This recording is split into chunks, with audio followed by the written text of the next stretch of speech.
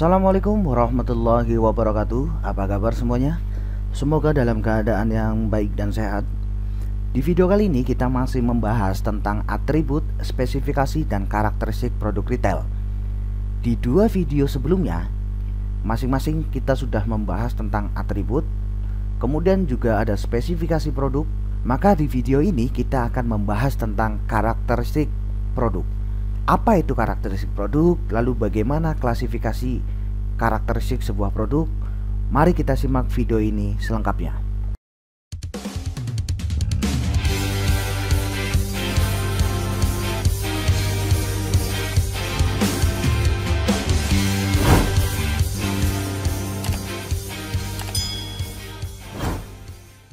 Karakteristik produk. Mungkin kalian sudah bisa menafsirkan sendiri apa itu karakteristik suatu produk. Kalian bisa menafsirkan itu sebuah ciri, ya, sebuah keunggulan produk, ataupun daya pembeda dari suatu produk dibandingkan dengan produk lain. Karakteristik produk diartikan sebagai kondisi yang berbeda dari suatu produk dibandingkan para pesaingnya yang dapat ditawarkan kepada konsumen untuk memenuhi kebutuhannya. Nah, biasanya karakteristik ini bisa dilihat dari atribut-atribut produknya, dari kegunaan-kegunaan produknya, maupun keunggulan-keunggulan yang ditawarkan oleh produsen kepada konsumen untuk memenuhi kebutuhan para konsumennya.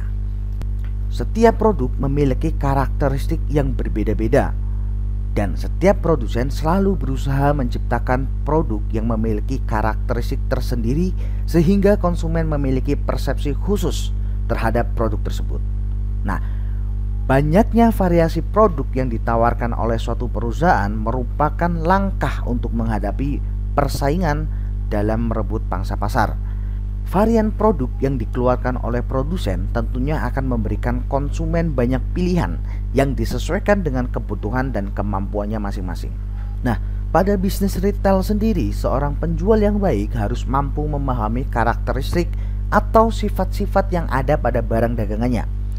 Pemahaman tentang karakter tiap jenis barang diperlukan dalam mengatur sirkulasi pergantian barang, baik barang yang dipajang di dalam toko atau di display di dalam toko, maupun barang yang ada di persediaan di gudang. Nah, setiap barang dagangan perlu diperlakukan berbeda karena setiap barang memiliki karakter yang berbeda pula. Oleh karena itu diperlukan klasifikasi atau pengelompokan barang agar dalam penempatan dan penataan barang dapat disesuaikan dengan sifat masing-masing barang. Lalu bagaimana mengklasifikasikan produk berdasarkan karakteristiknya? Dalam kegiatan pemasaran, biasanya mengklasifikasikan produk berdasarkan macam-macam karakteristik produk, yaitu wujudnya, daya tahannya, dan penggunaannya. Nah, kita akan bahas ini satu persatu. Karakter produk berdasarkan wujudnya dibedakan menjadi dua kelompok utama, yaitu barang dan jasa. Barang adalah produk yang berwujud fisik, sehingga bisa dilihat, dipegang, diraba, atau disentuh, dirasa, dipindahkan, disimpan, dan diperlakukan fisik lainnya. Misalnya adalah pakaian, minuman, makanan, alat-alat rumah tangga, dan lain sebagainya.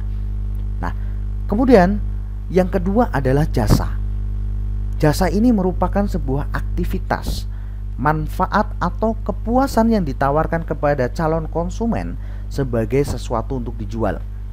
Ya, jasa ini berupa pelayanan, misalkan pada bengkel reparasi, hotel, kursus, salon kecantikan, maupun di lembaga-lembaga pendidikan. Nah, kemudian yang kedua adalah karakter produk berdasarkan daya tahannya. Berdasarkan daya tahannya, produk dibedakan menjadi dua, yaitu barang tidak tahan lama atau non-durable goods, dan yang kedua adalah barang tahan lama atau durable goods. Nah, barang tidak tahan lama dalam hal ini diartikan sebagai produk barang yang umumnya akan habis dalam satu atau beberapa kali pemakaian atau dalam jangka waktu tertentu lah. Nah, jadi umur ekonomisnya jika dalam kondisi pemakaian normal kurang lebih dari 1 tahun. Contohnya adalah minuman, makanan, gula, garam, sabun, sampo, minyak goreng, dan lain sebagainya. Itu adalah contoh barang-barang tidak tahan lama. Karena barang jenis ini dikonsumsi dengan cepat dan frekuensi pembeliannya juga sering, maka dalam pengelompokan dan penataan barang di toko harus ditempatkan di lokasi yang mudah ditemukan oleh konsumen. Nah, kemudian yang kedua adalah barang tahan lama atau durable goods. Barang tahan lama diartikan sebagai wujud suatu barang yang umumnya dapat bertahan lama dengan banyak pemakaian.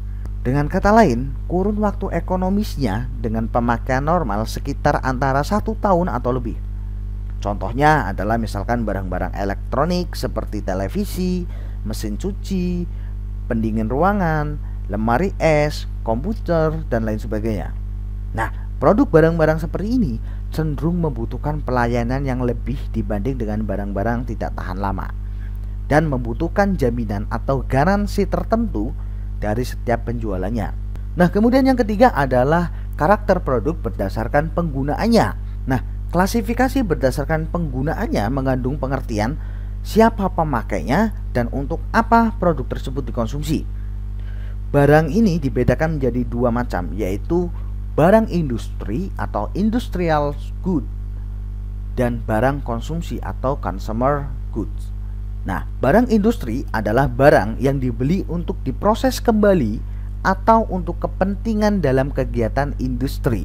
Pada umumnya, pembeli barang industri ini adalah perusahaan, lembaga, atau organisasi termasuk organisasi non-laba. Nah, kemudian yang kedua adalah barang konsumsi atau consumer goods. Nah, barang konsumsi ini adalah barang yang dikonsumsi atau dipakai sendiri oleh anggota keluarganya. Pembelian didasarkan atas kebiasaan membeli dari konsumen. Dapat disimpulkan bahwa pembeli barang konsumsi adalah pembeli atau konsumen akhir, bukan pemakai industri, karena barang-barang tersebut hanya dipakai sendiri, dikonsumsi sendiri, dipergunakan sendiri, tidak untuk diproses lagi. Nah, itulah 3 klasifikasi produk dalam kegiatan pemasaran. Yang pertama tadi ada berdasarkan wujudnya, yang kemudian yang kedua daya tahannya, dan yang ketiga berdasarkan penggunaannya. Selanjutnya ada sebuah kuis. Karakteristik barang berdasarkan penggunaannya tadi dibedakan menjadi 2 macam, yaitu barang produksi dan barang konsumsi. Nah, coba kalian sebutkan apa saja klasifikasi barang konsumsi. Klasifikasi ini akan dibahas di video selanjutnya.